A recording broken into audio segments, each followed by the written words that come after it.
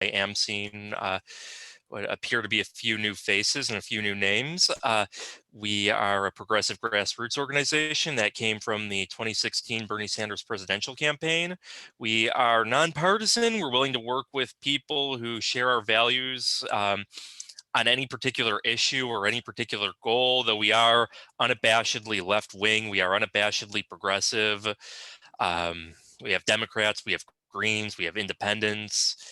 We're glad to have you here, and we hope you'll join us for future meetings. So tonight we have a few things going on. First, we're going to be hearing from Daniel, and I hope I'm pronouncing this correctly, Lazare. Lazar. I wasn't sure. No problem. Yeah, we'll be hearing from Daniel Lazar. He's a journalist who's written with The Nation. He's written for Jacobin. He's written for Jacobin. He's written for Common Dreams, I believe, and he's also written. He's written several books about tonight's topic, such as The Velvet Coup, Frozen Republic: How the Constitution is Paralyzing Our Democracy, and a few others. And he's going to talk to us about, exactly that, how the institutions created by the Constitution and the rules set by the Constitution interfere with the ability to get a progressive agenda passed. And then after that, she's not here right now, but we're going to be hearing from Virginia House of Delegates candidate Karishma Mehta about her campaign against about her primary campaign against incumbent Alfonso Lopez in Virginia's 49th House district. And then after that, we'll be hearing about her campaign. You'll get to she'll talk about it, and then you'll get to ask questions. And then at the end of it, we'll have public forum, and then what I was talking about earlier, an open forum for us to discuss the events of January 6th, because I imagine we're all pretty rattled about that. I figure people are going to want to talk about that. I know some other groups have done that, so I thought it would be a good idea for us to do that ourselves. So with all that in mind, Mr. Lazare, and sorry if I got that wrong again, take it away. The floor is yours. Okay, great. Well, let me go to my did you disable my screen sharing, by the way? I'm sorry, I have to do this again. This happens every time. I apologize. Okay.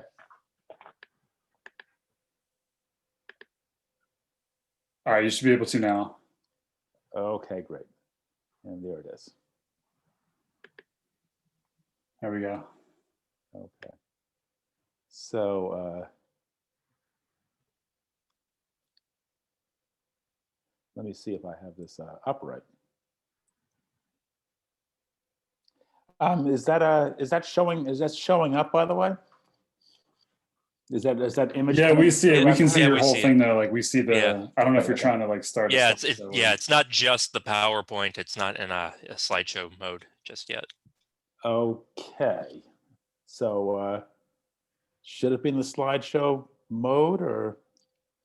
I mean, we can certainly read it like this, but. Okay, fine, very good. Okay, anyways, it would look better, but we're not picky. Okay, and before I waste any more time, then, so yeah, this has really been a hell of a week. The system cracked wide open on January 6th. I think it's really quite unprecedented since the Civil War, and essentially a 233-year-old system just came apart like an eggshell, and it's to be expected because the Constitution is very, very old. So here's a picture of the founding fathers, and they don't dress like us. Many of them wear wigs, and I always look at these clothes and I think, what was it like in a hot Philadelphia summer dressed like that? It must have been unbelievable without any air conditioning at all. But this is an ancient document, and it's to be expected that it wouldn't keep up with the needs of modern society.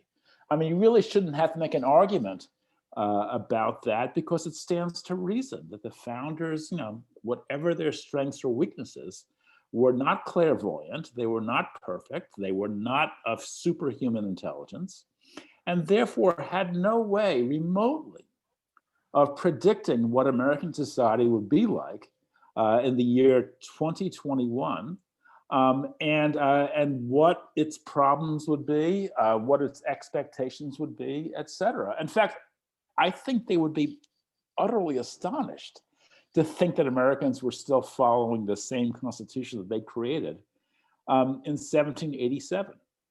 So let's move on. So we have the U.S. Constitution. Has everyone here read the U.S. Constitution, or be honest? It consists of one preamble, 7 articles, and 27 amendments.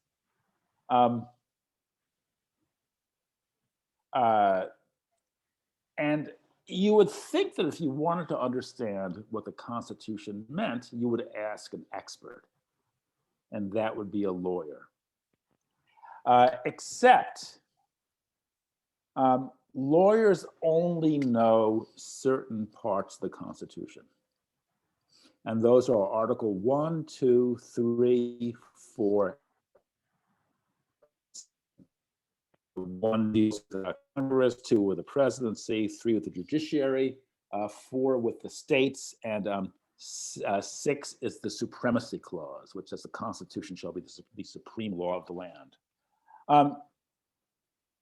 But that's because Articles 1, 2, 3, 4, and 6 are the only ones that are litigable. I mean, the only ones that lawyers file lawsuits about. But lawyers don't know the preamble, which is we the people. They don't know Article 5, which is the amending clause. And they don't know Article 7, which is the ratification clause. Because those are non-litigable.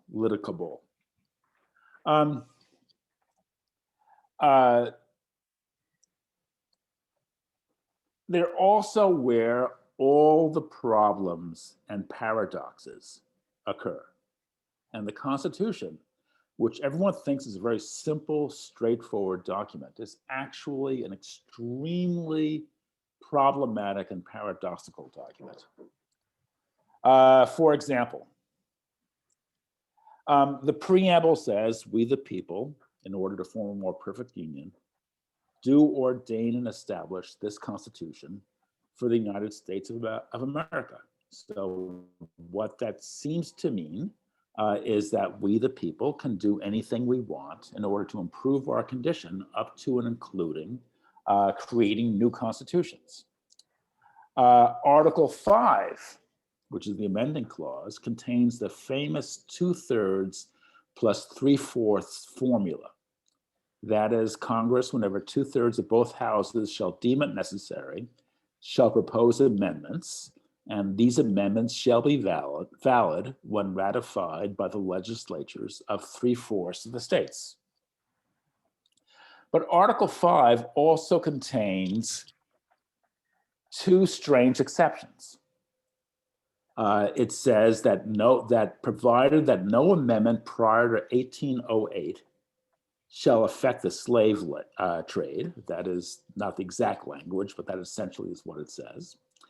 And the final clause says that no state, without its consent, shall be deprived of its equal suffrage in the Senate. So how can we, the people, be all powerful and powerless to affect the slave trade or equal state representation in the Senate at the same time? Can anything be one and the opposite simultaneously?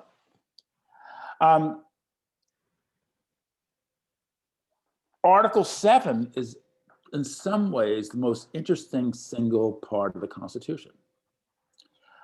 It says the ratification of the conventions of 9 states shall be sufficient for the establishment of this Constitution. That's 9 out of the 13. But there's a problem, because the Articles of Confederation say that any constitutional change must be approved unanimously. And here's the exact language. Sorry. Nor shall any alteration at any time hereafter be made in any of them unless such alteration be agreed to in a Congress and be afterwards confirmed by the legislatures of every state. And the problem is the Articles of Confederation in 1787 to 88 were still the law of the land. So, was the Constitution illegal? And if it was illegal, how was it subsequently legalized? Historians estimate that 150,000 Americans in all took part in the ratification elections in 1787 to 88. All were, it's conceivable there may be a tiny number of exceptions, but essentially all were white property owning males. That is at a population of a rough 4 million at the time. So it's around 3.5%. Was ratification democratic? After all, we would not regard an election, which is limited to white property owning males, as in any sense democratic. So was the Constitution democratically ratified? Is Article 5 unconstitutional? For example, the preamble says, we the people should form a more perfect union, establish justice, etc. But Article 5 prevents us from realizing those goals by preventing us from doing what we think is necessary in order to establish justice, ensure domestic tranquility, et cetera, et cetera. Is the Senate unconstitutional? After all, how can we, the people, establish justice when the Constitution requires us to grant all states the same number of votes regardless of population? I mean, what concept of a fairness or justice does that accord with?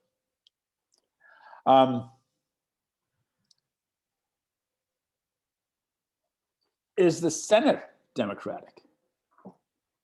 54% of the population lives in just 10 states. They are outvoted 10-1 by the minority that lives in the other 40. And here, in case you're interested, the population of the 10 top states. And they account for 54% of the US population. Is the Senate racist?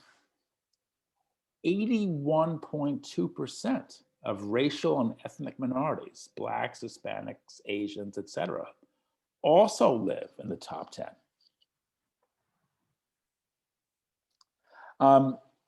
Does the Electoral College violate the preamble?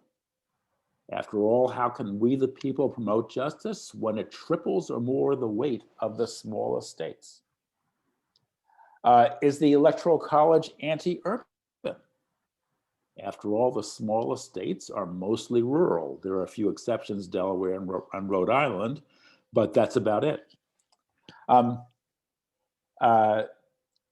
Is the Electoral College, racist? Because after all, the 7 smallest states have 37% fewer minorities than the US as a whole. Yet, as I said before, their clout is tripled or more. Is the Electoral College homophobic? After all, rural areas, it's maybe an unfair stereotype, but in general, they tend to be less welcoming, less receptive to gays, lesbians, transsexuals, etc. But Article 5 says that nothing can be done because the 2/3 plus 3/4 rule means that 13 states can veto any constitutional change. And here is the, here, in case you were wondering, are the, 13 smallest states. And they add up to just 4.4% of the US population. That is roughly 1 person in 22 or 23. And by the way, by the year 2040, according to demographic projections, that figure will be down to 4.4%. So the US structure is growing more restrictive, more constrictive, more change averse as it gets older.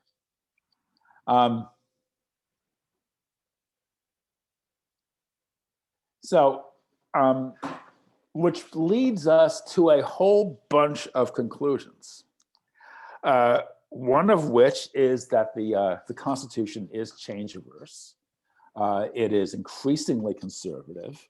And in fact, it's growing more and more conservative. It is at war with at a time when society is changing ever more rapidly. So it's a brake on development. It also leads us to conclude that the Constitution is undemocratic. We think of America as a democracy. We assume it's a democracy. Everyone hopes and trusts it's a democracy. But a constitution which essentially commits the great majority to being outvoted by a minority time and again is not a democracy. And neither is a constitution which prevents the Democratic majority from getting its way, from bettering its situation, for creating a society that it regards as fairer or more just.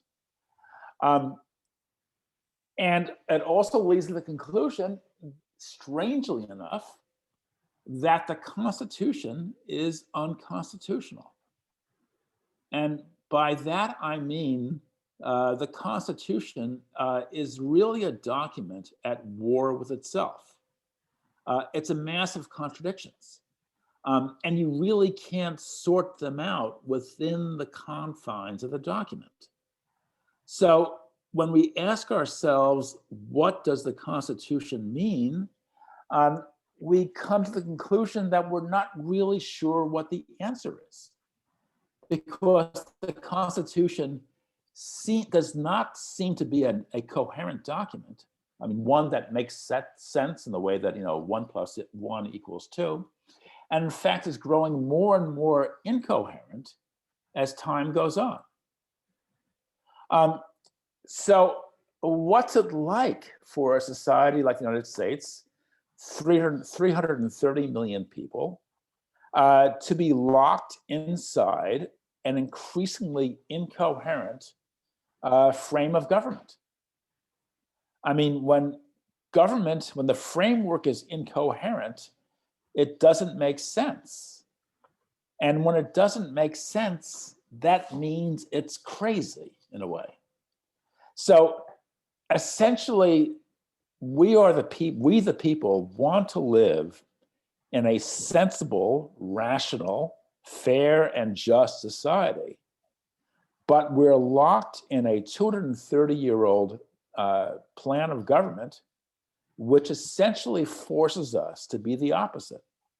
So when you ask, the events of last week,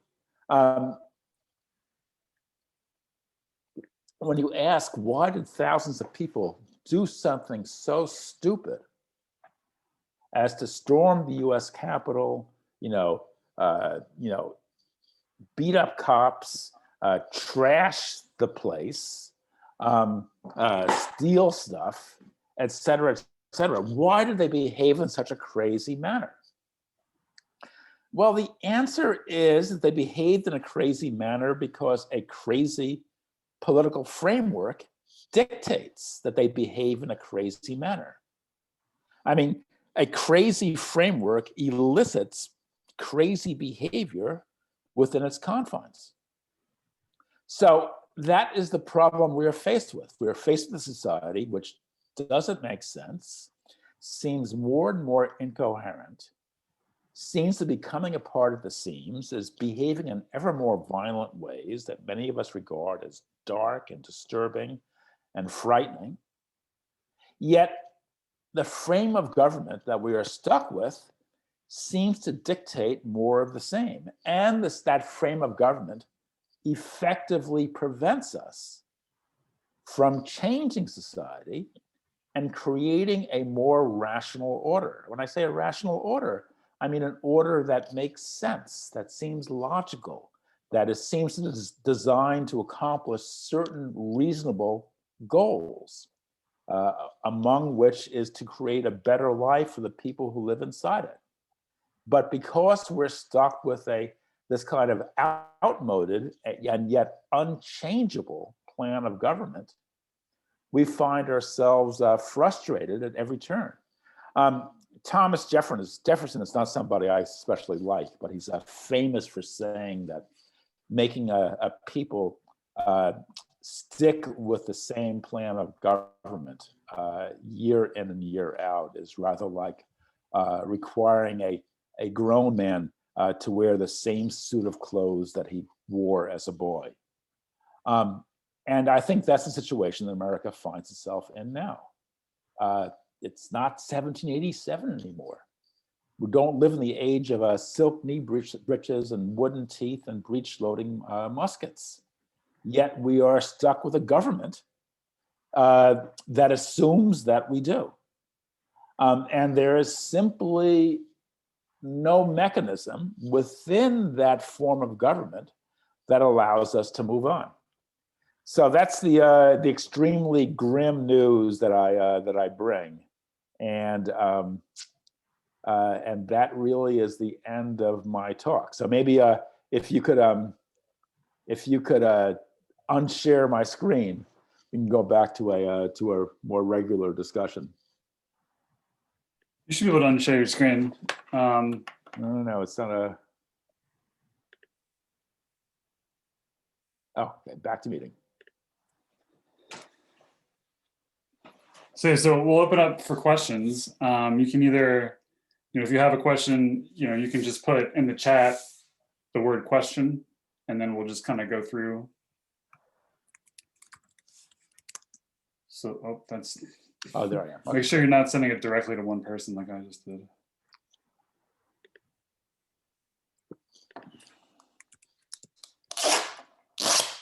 So while other people think of questions, I'll ask mine, or one of mine.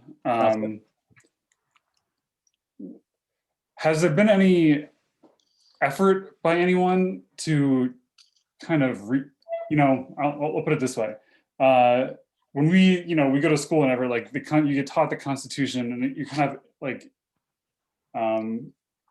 inculcated with like how wonderful the Constitution was and how foresighted the founding fathers were and how the president upholds the Constitution, and we hear our politicians talk constantly about how great the Constitution is and how something is unconstitutional is kind of this like word that means bad in our kind of our lexicon. And it's like, so how do you kind of like, it feels like the idea of like, if you were to go up to your average person and be like, hey, like we need to ditch this Constitution thing and come up with something new, like their immediate thing is they're gonna think you're like a crazy person.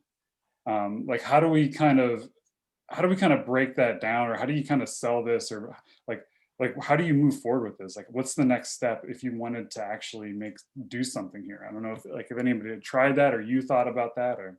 Well, I have thought about it a great deal. I mean, but first of all, things are changing dramatically. I mean, now it's almost a cliche that the founders were a bunch of white slave owners. They weren't all slave owners, but many of them were. So you ask a young kid today, and they'll say, "Oh, sure, the founders, a bunch of white racists," and that wasn't true 20 or 30 years ago, when the founders were really viewed with real reverence. And also, but events like last week. I mean, I think the point is being driven home that something is something is seriously amiss. I mean, the machinery is not working very well. I mean, if you're in an old Model T, you know, limping down the road and BMWs are whizzing by, I mean, it may be that it's your fault because you're not a very good driver. But occasionally it'll occur to you that maybe the fault is that you're stuck with an old Model T and everyone else has these late model cars, and that their travel is so much better as a consequence.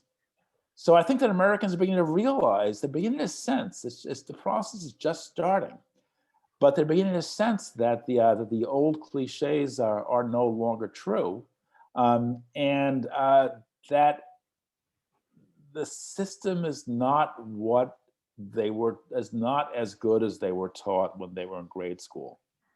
That when you actually read the document, you realize that it's a lot more troubling than you might have initially realized.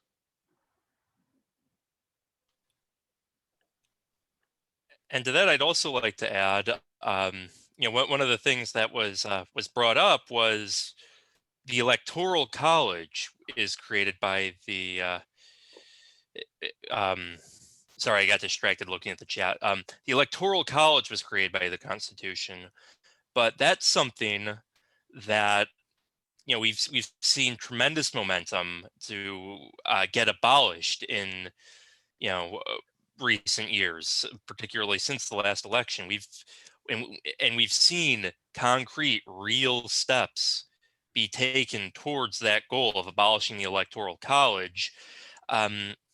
In that time, and I see no reason why we couldn't also have that kind of momentum for something like abolishing the Senate. So that's just, I wanted to add that to the answer as well.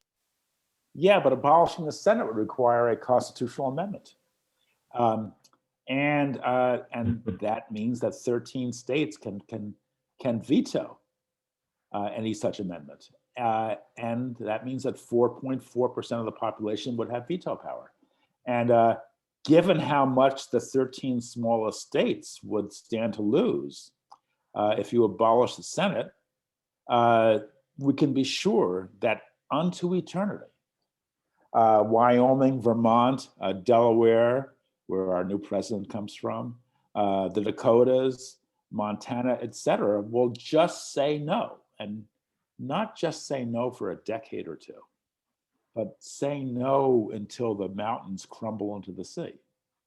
So there's just nothing that can be done under the existing framework. And that's to be expected because any framework is of limited duration. I mean, the founders couldn't answer every question. They couldn't prepare for every eventuality. Eventually a point would be reached when things would go beyond their powers of prediction, obviously. And that's the point where we are at now. All right. There's a question in the chat from Jackie Rivas. I am horrible at pronouncing names. I apologize. But from Jackie, hasn't the right wanted to rewrite the Constitution for years? Isn't there a danger of having it rewritten to be more conservative? Yes, there is a danger. And yes, the right has wanted to rewrite the Constitution for years. So yes, it's very dangerous. But the question is, how you rewrite it according to which rules, and the way you answer that question is how you determine whether it would be advantageous to the right or to the left. As I said, the Article 5 does have an escape clause. It's called the Constitutional Convention, but it's not really an escape clause because it allows the states to meet to draw up constitutional changes, but that those changes would still be proposals that would have to be approved by according to the same 2/3, 3/4 rule. So a constitutional convention might say, yeah, let's abolish the Second Amendment, but it would be sure to be voted down by at least 1/4 of the states. and therefore would go nowhere. So the problem is the amending mechanism is inadequate to the task. The founders didn't leave us a toolkit that is adequate to the job of repairing this broken down old Model T and somehow, you know, bringing it up to modern standards. All right, another question in the chat, and this is some commentary and a question. Charles M says, 2 quick points. One, though I take your general points, the preamble isn't a source of legal authority, as are the articles and several amendments. See Jacobson v. MA 1905. 2, the Constitution is not an amendment to the Articles of Confederation. It's a replacement emanating from the people. See McCulloch versus Maryland 1819 or yeah. And his question is, how would you improve the constitutional amendment process? Okay, let me address these one at a time. I would argue, in fact, that what the legal status of the preamble has been a matter of argument since the Republic began. Jefferson regarded the preamble as only a rhetorical flourish, and therefore of no legal standing in and of itself. The contrary. Hamilton argued that the preamble set specific goals which had the force of law, and that the purpose of the federal government was to form a more perfect union, establish justice, ensure domestic tranquility, et cetera, et cetera.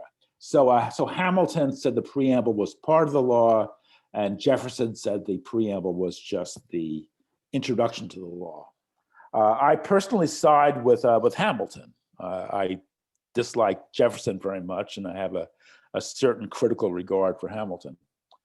And then when you say, how would I improve the amending process? That's a kind of a difficult question. I mean, how would I improve it? I would leave it to a majority in the House of Representatives. I mean, if the House votes, what are there, 453 members of the House? If the House votes 227 to 226 to amend the Constitution, then to me, that would be sufficient to amend the Constitution. And if the next year the House votes by the same margin to unamend the Constitution, that in my book would be sufficient as well.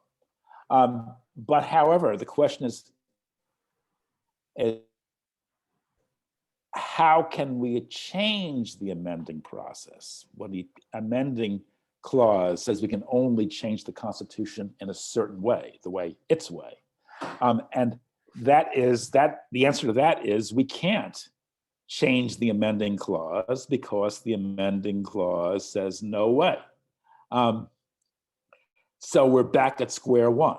And to me, the only answer is to step outside the box and amend the Constitution outside the parameters of Article 5.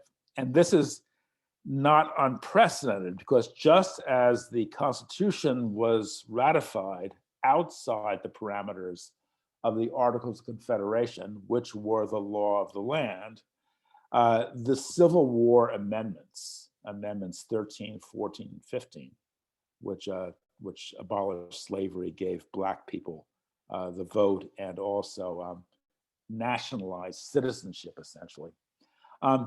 Those were adopted outside the parameters of Article 5 as well. In other words, rather than based on free votes, they were what was called, and this is very controversial, but I think it's true, they were what were called force bills, in which the states were required to ratify them under duress as the condition for their readmittance to the Union. And that was clearly a violation of Article 5. And in fact, in one case, I think it was Tennessee, federal troops actually rung the state legislature and forced the legislators to approve the Civil War amendments. I think it was the 14th Amendment, literally at gunpoint.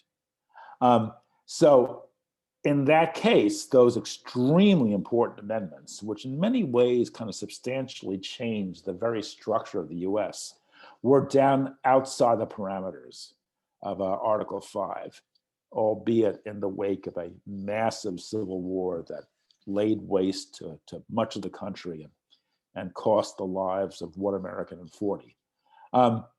But I think that essentially the only way to change Article 5 is by stepping outside the parameters of Article 5. All right, and a next question from Joan D. What would you say to the fact that the Constitution is so difficult, in parentheses, so undemocratic, that it prevents one side from dominating, thereby allowing change to occur on the federal level slowly? Slowly then allows people to accept it, regardless of the side of law. Well, I mean, sometimes you want to change slow, and sometimes you want to change fast. I mean, think of our individual lives. I mean, sometimes we make decisions rapidly, and sometimes we mull them over for weeks and weeks, if not longer. If you're driving a car down a road, you want a car which is quick and doesn't mean you've got to drive like a maniac car driver, squealing around turns. You could still be very careful and cautious and conservative, but you want a car which is responsive to the touch. And I think that people want and need those kinds of controls for their society. I mean, they need to have the freedom to make rapid change when they think rapid change is necessary. And they also need the freedom to go with slow incremental change. And only the people can decide which is appropriate. We, the people, democratically, through a majority vote. So quick, slow, sweeping, incremental, these you can't lay down eternal laws as to which is better. Only the people themselves can decide which is appropriate at any given moment. All right, so 2 questions. One is Dan Schuler again has a question. He doesn't write it out, but before I get ask it verbally. Oh, okay. Yeah, go ahead. So yeah, is there like a constitution from another country that you would pick out as a good one, and what is good about it? Well, a really interesting example is Israel. And it's a really good example and a really bad example. And it's a really bad example because Israel is clearly an ethno state, a state which is dedicated to the elevation of one set of people above all the others. I mean, 25% of the Israeli population is not Jewish. Right? Actually, probably 27 or 28% at this point is not Jewish. And they are clearly second-class citizens in a way that Americans would find absolutely intolerable. And actually, if Americans ever lived in Israel, they would come away really deeply shocked by what they saw go on. And that goes for American Jews and non-Jews alike. So that aspect of Israel is really terrible. But on the other hand, what's really interesting is that Israel has a Knesset, parliament, with 120 members elected on strict proportional representation. That means if you get 15% of the vote, if your party gets 15% of the vote, you get 15% of the seats. There are something like 10 or 12 major parties. And they usually form coalitions. And the coalitions shift in minor ways from time to time, but they actually sort of remain stable over time. But the point is, you can organize a new party overnight, literally overnight. I mean, if you and your friends want to form a marijuana legalization party, you can get together, form a party, register for the elections in the next register for the coming elections, hand out leaflets, etc. And if you get 1% of the vote, just 1%, you're in the Knesset and you're a player and you have real leverage with which to advance your program. That essentially is my dream. And by the way, the Knesset is all powerful. It can do whatever it wants. If 51% of the population, 51% of the Knesset wants to ban Bermuda shorts or plaid neckties, they could do it. And the Supreme Court might issue a ruling, say it's an unfair infringement on individual liberties, but the Knesset would be totally free to override the Supreme Court. So it has total power to ban plaid neckties or Bermuda shorts or haircuts they don't like. But of course they never do, because everybody knows that would be infinitely silly. And Israel, in some ways, racks up as among the most liberal societies on earth in terms of freedom of expression, freedom of speech, etc. So when I go to sleep at night and I lull myself to sleep, I mean, what I dream about is a 120-seat American National Assembly, elected on the basis of a strict proportional representation, with 10 or 12 major American parties, ranging from the Greens to the Reds to the free marketeers, et cetera, and all free to hash things out as wildly and as cantankerously as they wish, with no rules, no courts telling them otherwise. And what they say goes. So that's a country that in some, as I said, it's very complicated, but in some curious ways, it's actually quite remarkable. And there are other countries that follow the same. I mean, Portugal's got a similar system. Germany has a modified version. The Czech Republic has a similar system, et cetera, et cetera. The Netherlands has a similar system. So that's what I think. That's what I think is a mature, what would be a mature democracy. Of course, none of those countries are as big as the United States, but I think that mere size doesn't render it impossible. All right. The next question is from Julius Spain. What are your thoughts on DC statehood? Pros, cons? Well, I think it's absolutely outrageous that DC residents are deprived of a vote in presidential elections, and I think it's doubly or triply outrageous that Puerto Ricans are denied any representation in Congress at all. I mean, this is a complete outrage. And what was the name of the hurricane that devastated Puerto Rico 2 years ago? And Maria and Donald Trump just essentially walked away. Oh, if Puerto Rico had representation in Congress, that just wouldn't happen. I mean, government would be scrambling to fix things up, just as they would if it was in Virginia or New Jersey or Maryland or whatever. So I think that's outrageous. As to whether DC should be a state, I mean, that raises the question as what is the state, and should there be states, and what kind of powers should we give to states? But certainly, people in DC should have the same rights as everybody else. And the fact they live in 4 or 5 square miles is is supremely irrelevant.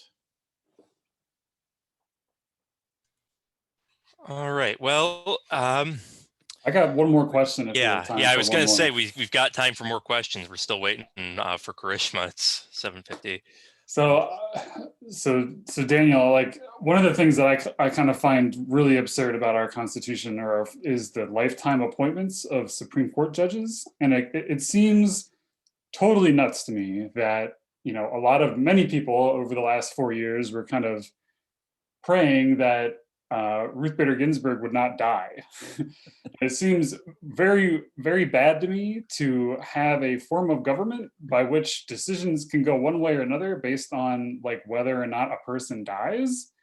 And I was wondering, is the United States unique in having this kind of high stakes, like incredibly high stakes life appointments, or are we an aberration, or like give me some context for this? Yeah, the answer to that is that America is even more of an aberration than you realize. It's aberrational in two ways. First of all, other countries don't have lifetime appointments. I mean, they have them for lengthy terms sometimes, often, but not for lifetime. The idea that Amy Coney Barrett, I mean, she could be on the court into the 2080s or 2070s. That's more reasonable. I mean, she's a woman of 48 now. She could if she lives as long as Ruth Bader Ginsburg, she will serve 40 years. In the year 2060, and with a little help from medical science, maybe another 10 years as well. That's insane. It's completely insane. I mean, how can we entrust such power to one individual, regardless of her merits, for so long? I mean, whether you think she's wonderful or terrible, how can we give her that kind of role for 40 or 50 years? It's insane. And the other problem is that not only do other countries not have lifetime appointments, is that no other country gives the Supreme Court such power, such sweep. And the reason is that the older and more immovable the Constitution becomes, the more intractable the Constitution becomes, the greater the role of interpretation. And the greater the role of interpretation, I mean, after all, if you can't change the Constitution, then the only thing you can do is reinterpret it. So the greater the role of interpretation, the greater the power of a body like the Supreme Court. And so you have this double-pronged problem where you have a lifetime appointees with wider and wider purview over American society. It's the height of lunacy. It cries out for a change. But so many things in the structure of American government cry out for change. A Senate based on equal state representation, an electoral college, the fact that we don't have one presidential election, we have 50 separate presidential elections, all conducted according to different rules. And that by some standards, we actually have 10,000, because that's how many electoral districts they are. And the rules can actually vary from one district to another. So whereas any society would have sensible, uniform rules for an election that would pertain to the entirety of the election, the American government doesn't. And not because Americans think it would be a bad idea, but because the founders didn't conceive of it 230 years ago. And because they didn't conceive of it, there's nothing that we can do nowadays. And that is the real insanity. So since Dan S. brings up the Supreme Court, I have a question about that as well that I was wondering. So, among liberals and progressives, democratic socialists, what have you, it's not particularly controversial that the Supreme Court appointments should be term limited, that, just one set term, maybe 10, 20 years or whatever, rather than a lifetime appointment. But beyond that, I've heard arguments for having Supreme Court justices be directly elected by the people, the way we do with the president, the way we do with House of Representatives, things like that. And I've also heard arguments for just outright abolishing the Supreme Court, that the Supreme Court isn't this bastion of progress, that what it's done when it's, past rulings that help most people, that that are beneficial, that have driven social progress. It's been the result of mass movements like the civil rights movement, like the women's suffrage movement, like the women's rights movement. Those were the things that led to change, rather than the edicts themselves. And I wanted to get your perspective on that and what you thought was the best solution for how to change the Supreme Court, or if we should get rid of it. Well, first of all, number one, believe it or not, I don't believe in more elections. I actually believe in fewer elections. So rather than electing everyone from dog catcher to president, I actually believe that elections should be concentrated, so that we have one national election at a time, and essentially the national government is then responsible for running the nation.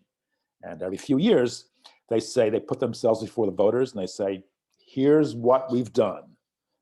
Do you approve or disapprove? And the voters then vote, and they either say yes or no, and they realign government.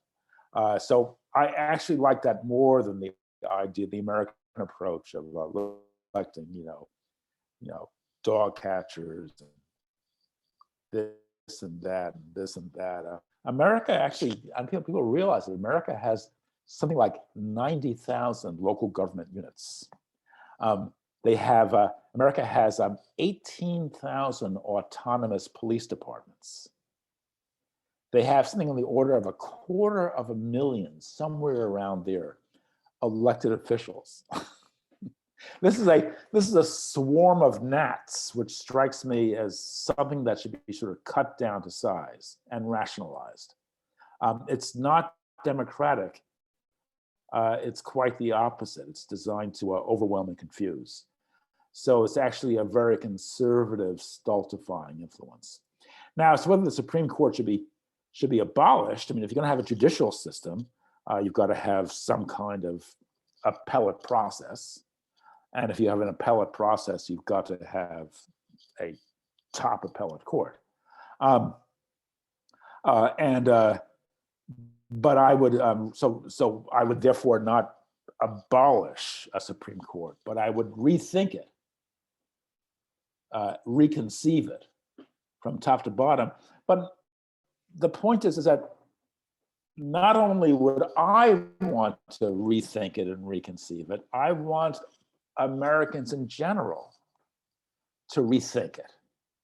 I want every last person engaging in a strong, healthy debate as to what kind of Supreme Court they want, and by extension, what kind of constitutional structure they want. I don't want it in the hands of experts or lawyers or highfalutin, constitutional law professors.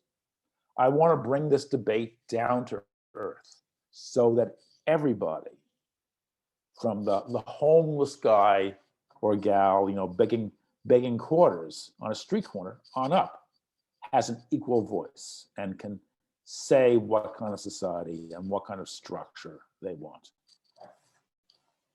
And I see Dan Schuler's remark that he voted like 8 separate times. That's insane. Especially an affliction for us in Virginia, where we have like an election every year, and just 3 different primaries, and it's awful. And it's not democratic. It's quite the contrary. It's a swarm of gnats. And turnout plummets for all these off-year elections and all these primaries, and turnout's awful for them. So therefore, power devolves to a 8 or 10% who are students of politics and know what's going on, but the rest of the population is effectively shut out. All right. So speaking of off-year elections. Oh, what's up, Dan? I said, speaking of off-year elections. Oh yeah.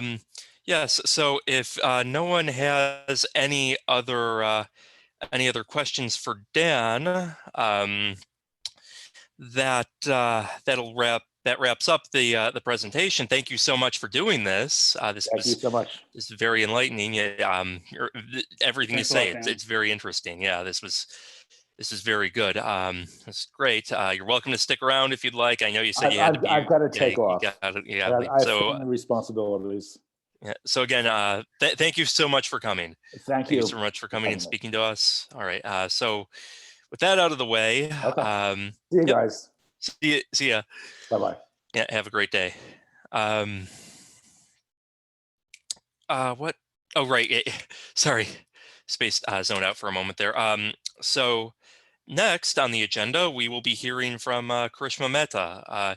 She is, as I mentioned at the beginning of this presentation, at the beginning of this meeting, I mentioned she is currently running as a primary challenger against Alfonso Lopez for Virginia's 49th House District in the Virginia General Assembly. And she wanted to come in and talk about her campaign and field some questions from us. So with that in mind, Krishma, I give the floor to you.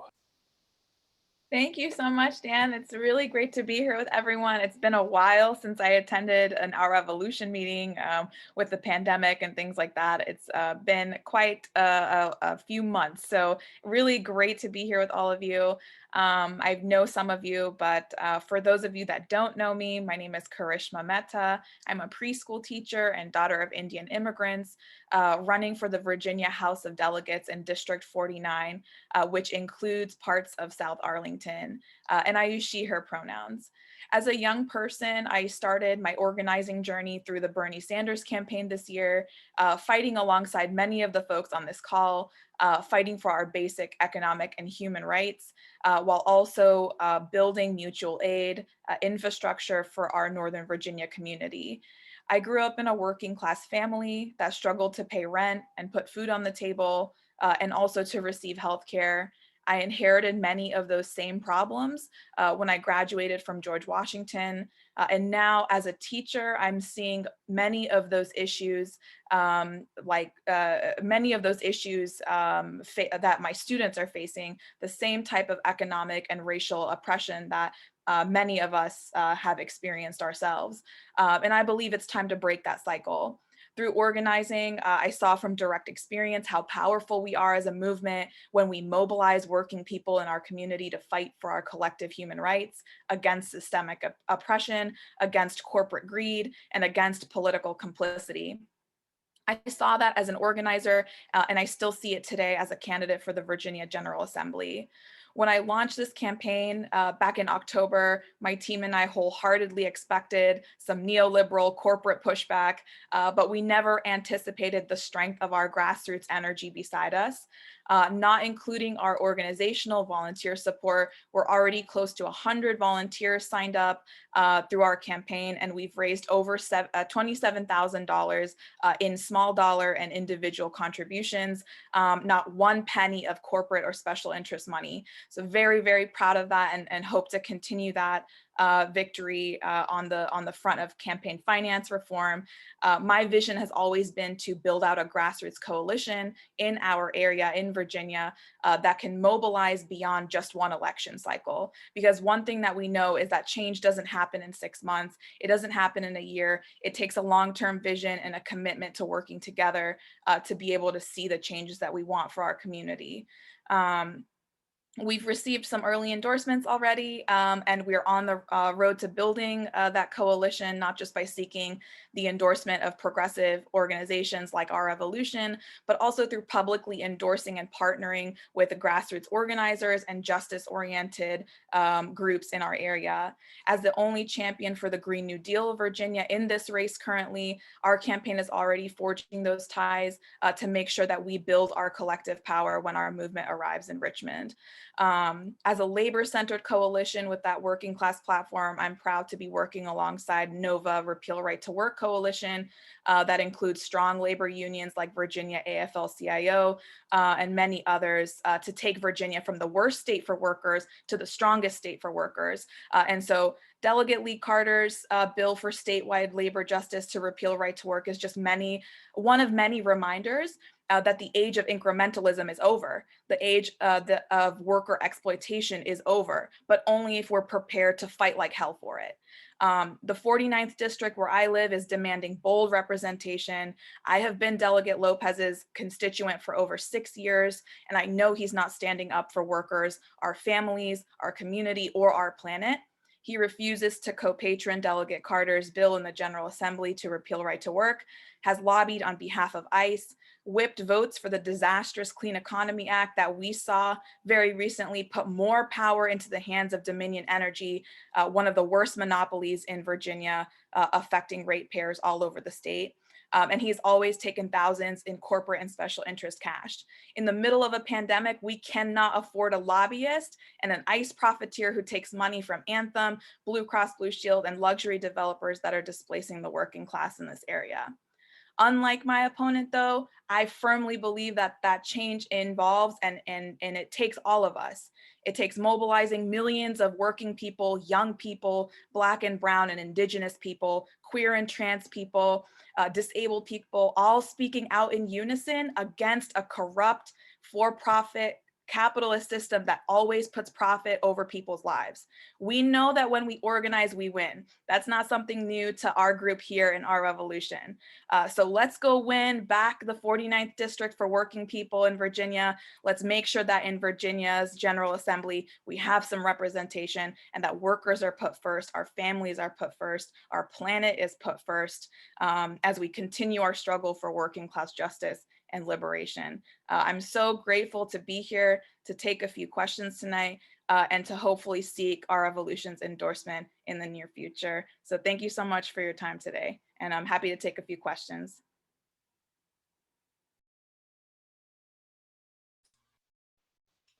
All right, so any questions for Karishma? I have a question. Could you talk about, one of the frustrations in Arlington at the county level with many of the things that we would like to see Arlington do is the Dillon rule. And then that's always kind of used as like, well, we'd love to do this, but we can't because Virginia's Dillon rule stay.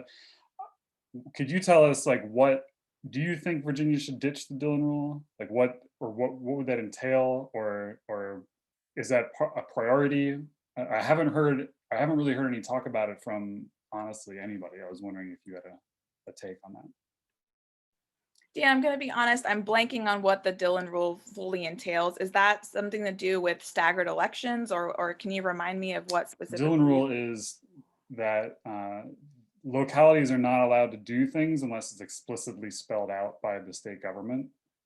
So unless the government says, hey, you have this specific power to do this, they can't do it. So it greatly limits the ability of local places to pass their own laws, or to take, like Arlington could not pass a law that says, oh, hey, restaurants need to close because of COVID, because the state specifically doesn't have a specific rule that says, hey, you're allowed to do this. So it kind of overrides. Yeah, so I mean, that's a great question. I think in some aspects it would be important to decentralize some of that power and allow localities to be able to pass things, based on community support. I'm not sure, what effect that would have, because there are, with gerrymandering and with all the other stuff that goes into how the districts are, how the localities are, whether that would create more inequity, or whether it would allow, a true social and economic justice oriented policies to manifest from removing that. So I think it's a really great question. I think that's something that we should definitely at least be talking about, because if more and more local governments and local officials want to be able to pass things based on community support without having to wait for the state government to take action on some things, especially in relation to something as mismanaged as this pandemic. I think that that's definitely something that we should at least be talking about and finding ways to ensure that localities have at least a little bit of power when it comes to the safety of the community in that regard. So yeah, I'd definitely be curious to continue looking into that and having more conversations about it. Charles M had a question. What is an initiative you look forward to sponsoring day one?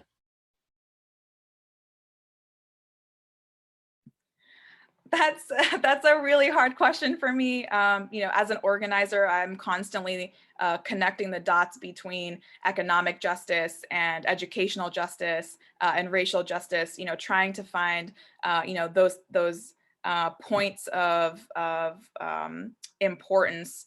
Everything on the platform, everything is so important and so vital and so immediately necessary because our communities have been denied our basic economic rights for so long.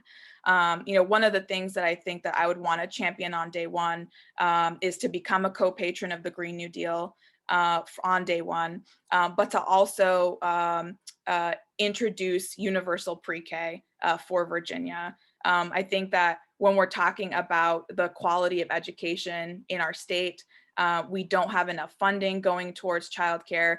Childcare very often tends to be almost like function as a second mortgage for families that are struggling to meet their basic needs and to pay rent and to put food on the table. And so alleviating that through quality universal childcare and pre-K would be one of, as a teacher and as a preschool teacher, would be one of my top priorities in ensuring that we provide relief for working families that need that childcare to be able to, truly live dignified lives. I could go on about all the other things that I'd want to do on day one, but I think those two are definitely my priority. And of course, repealing right to work, which is on kind of everyone's mind, as we move into the next session. Hopefully that won't be a problem, when I get there. All right, question from Caroline Corum. What do you think we can and should do at the state level to improve access to healthcare? That's a great question. A lot of time, like when we were all working on the Bernie Sanders campaign, our rallying cry was Medicare for all, universal single payer healthcare. Some states have tried to introduce some of these state level universal payer systems. That's something that I'd definitely be curious to explore and at least open a commission to explore whether that's possible in Virginia with the current infrastructure of healthcare. Some of the more tangible things that we could start doing, capping copays, capping prescription costs on life-saving drugs, not just insulin, but other life-saving drugs as well, to prevent price gouging, to ensure that people are able to afford the medicine that they need. Addressing Black maternal mortality and racial disparities in healthcare, and also investing a lot into community and mobile health clinics to be able to provide for hard to reach areas, areas that are not fully funded when it comes to the hospitals and other places where healthcare is inaccessible. So I think some of the first things that we could be doing to do that are I think, kind of rely on making sure our community health clinics are fully funded and capping those co-pays and prescription costs. And then I think long-term, what I would like to see are these free health clinics sort of functioning alongside of public schools. One of the biggest things that we see in public schools is this issue of poverty, this issue of not being able to, of families not being able to afford that healthcare. And I think that attempting to, bridge that gap by providing that primary and preventative care for children from the beginning, would alleviate a lot of that pressure for families that are also struggling to pay those premiums and co-pays, things like that, as we move towards universal single payer health care at the federal level.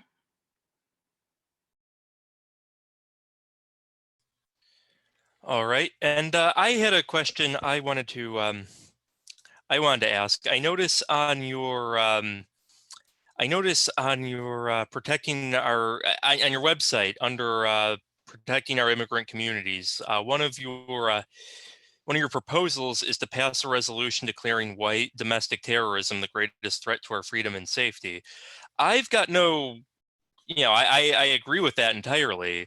The one thing that concerns me a bit, though, is, in the wake of these the riots on the Capitol, Biden came out and he said he's hoping to pass a domestic terrorism law, and laws like that getting passed, the prospect of that worries me, because that those kind of laws get used against progressives and racial justice protesters, anti-authoritarian protesters. We've seen law enforcement crack down really heavily on the DAPL water pipeline protesters. We've seen Trump wanted to declare Antifa a terrorist organization. We've seen lots of conservatives want to declare BLM a terrorist organization. So I wanted to know, how do you pass a resolution like that without also feeding into the idea, without emboldening the state security apparatus to pass these new laws and develop this new infrastructure that's going to be used against our communities, against the people we're trying to protect and we're trying to uplift? That's a great question. A lot of the work that I've been doing with Justice for Muslims Collective is surrounding the racist war on terror, that security and surveillance apparatus that predominantly affects people of the Muslim faith, and also Black and Brown people, just in general and historically. When I was growing up, I was about 10 years old when 9/11 happened. And my family was one of the only families, immigrant families in Chattanooga, Tennessee. We lived in a pretty southern part of Tennessee. I remember walking home from school and being jumped by older kids in my school, calling me a terrorist, telling me to go back to where I came from. Basically all of those racial epithets and sort of attacks that we saw an uprising in after 9/11, after there was this declaration of war on terror and to eliminate this threat of terror. And I think that the major difference in how we approach that in preventing and emboldening, as you said, of that national security apparatus that's largely oppressive, is by addressing this by the root, which is that our country has never had a reckoning with our white supremacy, with our the true history and the founding of this nation. The way that our systems have been designed has been to uplift and embolden and to protect white supremacy. And so that is the main point of contention, is that when we're passing this resolution, it has to be clear. We are specifically speaking of our history in white supremacy, how that continues to embolden neo-Nazi groups, embolden insurrection, and embolden what we are now seeing as widespread violence from far-right groups that are not only armed, but they're armed with this far-right ideology of white supremacy. So I think that's where I'm coming from with this sort of resolution, in understanding that unless we can call this out for what it is, unless we can say those words that, as a country, we have protected and uplifted white supremacy from the origin of our country, then we're not going to be able to actually tackle any of the other root causes of our economic or racial problems, whether that's corporate power or political complicity. So I think that's the main difference in how I'm attempting to approach that. All right, yeah, that makes sense. So does anyone have any other questions for Karishma? I have one more quick question. Could you tell us like what does campaigning look like during COVID? Like what is the most effective way for people to, like, if you're someone like me who normally knocks doors, but now I've got a high risk person that I take care of. What can I do? Like, what's the most effective way for me to help you? Yeah, that's a great question. I think, 2020, there were a lot of campaigns that were successful, a lot of progressive campaigns, both congressional and state and local, that ended up adjusting and being flexible while also, making sure that they were being safe while door knocking, while canvassing, and we're able to successfully continue those methods of field organizing without actually skipping too much of a beat. For this campaign and how I've been experiencing it, largely our volunteer work right now has been all virtual. We've been hosting phone banks, text banks, field organizing will expand in the next few months, but we're also really keeping an eye on what the COVID numbers look like. How do we keep volunteers safe? Are our volunteers vaccinated? Can we provide PPE for them? What is the best method of distance canvassing where, we can leave literature on a doorstep or a stoop or whatnot on a door, and allow the appropriate distance so we're not endangering anyone, in the process of getting out that campaign message. So I think it's a little bit of both. We're relying on traditional field and also relational organizing. So making sure that when we talk to someone, if they know like 5 people in their family, or they know, other people in their complex, that they're able to successfully talk to them and bring them into the campaign without additional outside, sort of contact points that, increase the risk somewhat of potentially catching COVID-19. So really right now we're kind of all virtual. So doing the text and phone banking and relational organizing.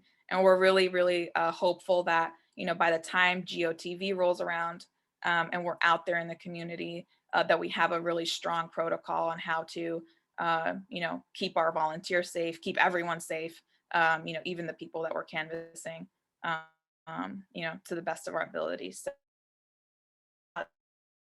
really kind of weird campaigning in COVID, in a pandemic, in a racial justice crisis, all of that stuff, all of those components are definitely something like constantly at the forefront of how we approach the field program. So yeah, I'm sure maybe like on a few weeks or a month, it could look different, could look completely different, right? Just kind of taking it in stride and trying to be flexible. All right, and so I guess that's it as far as our time for questions. So thank you, Karishma. Another part of the endorsement process, since you had mentioned, we have an endorsement questionnaire that I'll send to you to fill out. We also reached out to Delegate Lopez because we need to, when someone seeks our endorsement, we need to ask the opponent if they want to make the case for their endorsement. So we've reached out to him as well to speak at a future meeting, but we are going to move on this. But again, thank you so much for coming. It was great hearing you. This was thanks so much, Krishna. Yeah, thank you very much. So next on the agenda is public forum. Public forum, really quick. Does anyone have any updates on anything they've been working on, anything they're doing, anything they think we should be paying attention to? I have something real quick, but I'll let others go first.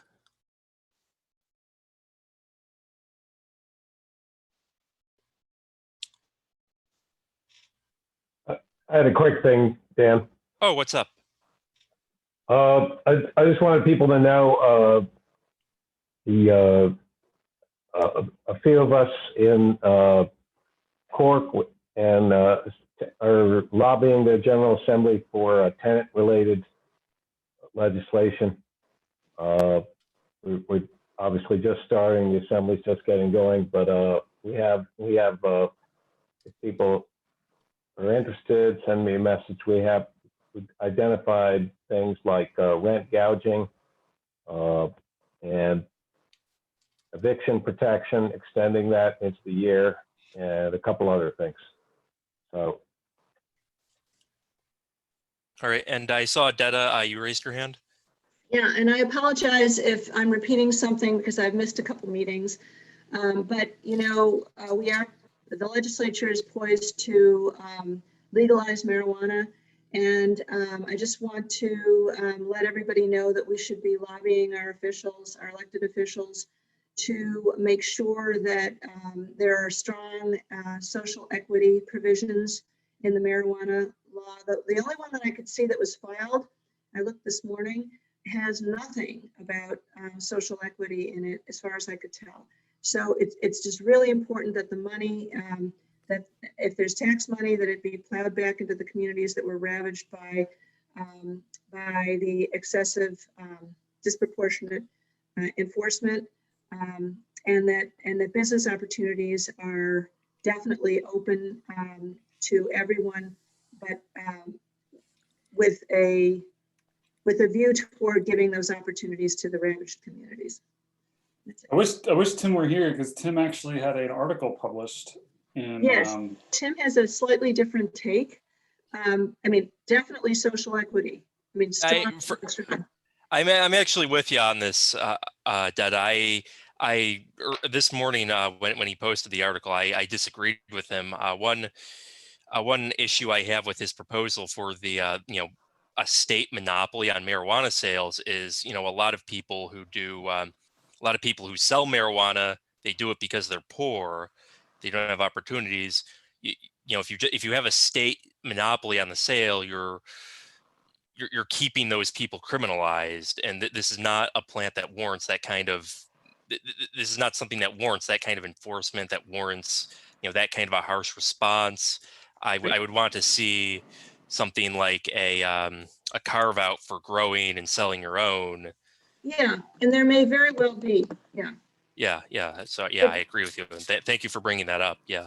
But just to clarify, I mean, I think whether it's a state monopoly or whether it's being sold by licensed businesses, you still will have the possibility that people will be selling on the side. Mm-hmm. So anyway, it's a complex issue, but I think we all agree that social equity should be at the top of the, all the legislators' minds. And I think we're going to have to lobby them strongly to get it in there, because the money's going to just get whisked off into the Cayman Islands somewhere. Mm-hmm. Thanks. Absolutely. Thank you. Thank you for that update. What I wanted to bring up, my little bit of news, is that shortly before the meeting, just a few hours, a journalist named Kelsey Jones, a news reporter with WDVM 25, who covers the Northern Virginia region, is looking for someone. She follows our Facebook group, and she's looking for someone who can speak to her tomorrow over Zoom, not live or anything, for her story about Amazon investing $2 billion to build affordable housing in Arlington. So she wasn't able to make it to this meeting to ask anyone, and no one on the steering committee is available to talk about it, because we just have not kept up with that particular aspect of what Amazon has been doing really closely. We've all been busy with our other things. But if any of you are interested in reaching out to her, let me type her contact info in the chat really quick. You can reach out to her and get this meeting set up, so that you can give your thoughts on that. There's her email, and she also provided her cell phone, which is cell number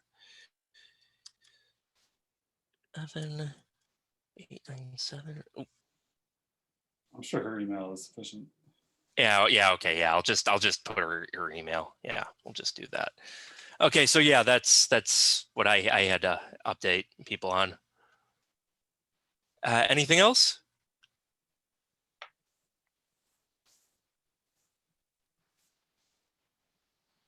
Going.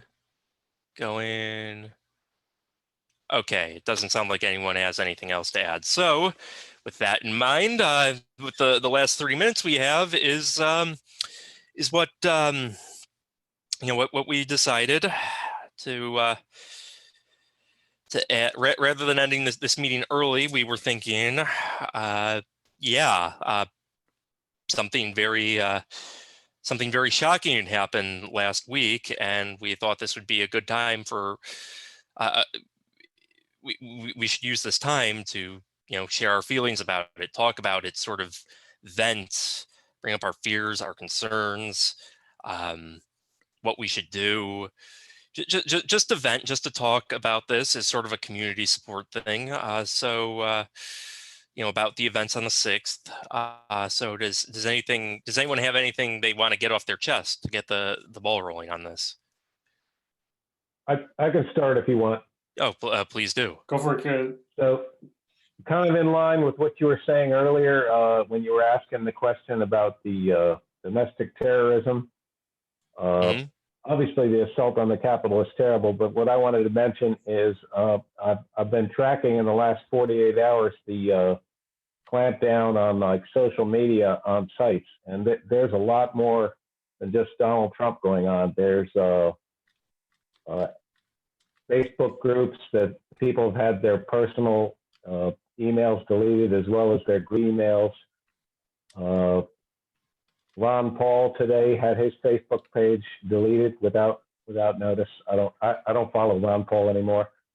I wouldn't have guessed he would be a big Trump supporter, but and I think the concern is obviously people say these are private companies, but Amazon Web Service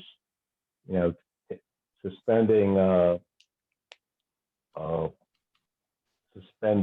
whole entity's web hosting is a pretty serious thing. Obviously, they'll find another web provider, but I'm just concerned that there a lot of these companies are making arbitrary decisions, and they're sweeping a lot of people in their net. And a lot of people on this call, some of us advocate for positions that are not necessarily mainstream sometimes. And, we may be part of some groups that, and, supporting some positions that are not, Oh yeah, and I know lots not of part of the mainstream. So it's just a concern. I just throw that out there. I know a lot of people are saying, well, it's Trump deserved it, but it's not just Trump. I know lots of, for all I hear conservatives complain about, big tech censorship and bias. I know plenty of leftists. I know plenty of even liberals and progressives who've gotten banned for political things they've said on social media. Yeah, the issue of how much power social media has, these big tech companies, it is a valid question. It is a valid issue, I do think. Yeah, that is something worth thinking about. Yeah, I mean, Kira, I totally agree with you. I mean, I guess the other part of that is, after 9/11, there was this huge investment, like just unbelievable amounts of money going to, the creation of the DHS, into all these intelligence agencies, into, that had wide bipartisan support. And I think a lot of us here, like the way I feel about it is like most, it clearly was going to, like, all of that effort went into specifically like after Muslims and after a specific kind of terrorist, and just that a bunch of like goofy white guys, like violent goofy white guys who love Donald Trump a lot, were able to like breach, like I can't think of a more like an area you would want to secure more than the Capitol while Congress is in session, validating a presidential election. Like it could not have failed more profoundly. And I'm afraid that that this is not going to be taken as evidence of failure of that Homeland Security apparatus, and instead is going to be like, oh gosh, we need to spend more money on security and more money on this kind of stuff. And I'm not sure. And the police let them in. Yes.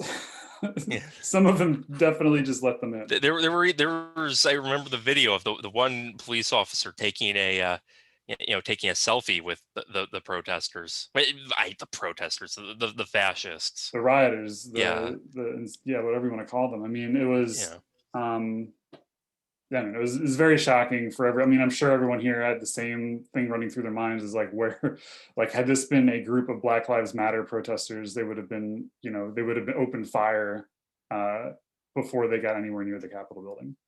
And there have been, you know, dozens of people dead. But these folks were just allowed to, you know, walk right in there. It's awful. Yeah, I mean, with how this is, you know, with that, you know, anticipated backlash, you know, thinking that, you know, that anxiety that, you know, this is going to be used to push for new laws and expanded police state powers. I was working on this before. I wanted to get this done, you know, for other reasons, but now I've gotten this presentation set up for making the case to defund the police. I want to educate people on how the structure of the police and just how policing as an institution functions and what its purpose is, how that directly results in the kind of, you know, complacency we saw from law enforcement and how they treated you know, the rioters on you know, on the 6th, how it breeds sympathies with people like that, and how that affects that disparate treatment, among other things. I want to in February, I've been talking with Matt Royer. I'm going to be presenting on defunding the police to the Arlington Young Democrats, because I really want to get the ball rolling on this, because I'm a lot more Awesome. anxious now. Yeah, because of this. Yeah.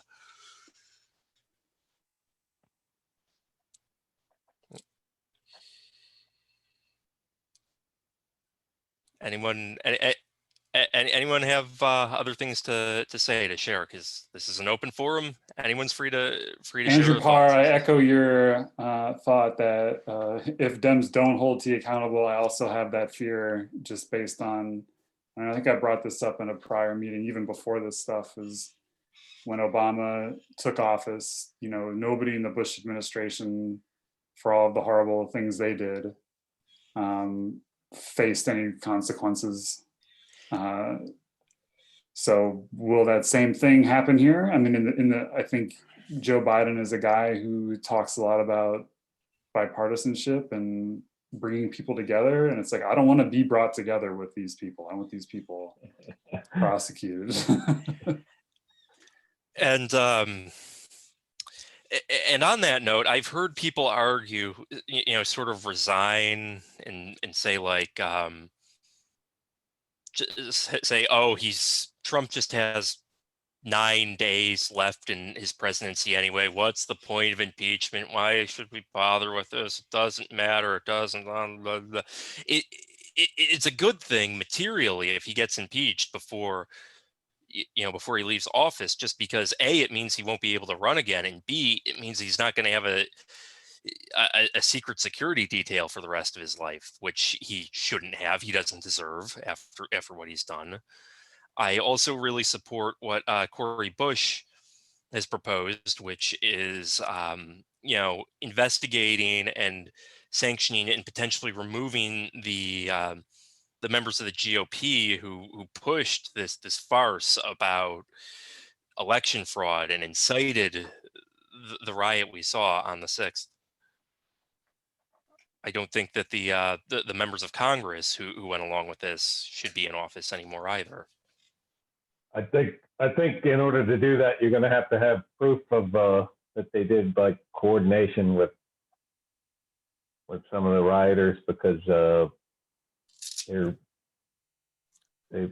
way Congress is set up, January 6th was the day when they talk about confirming the electoral results, and they could just say, you know, this is part of our role to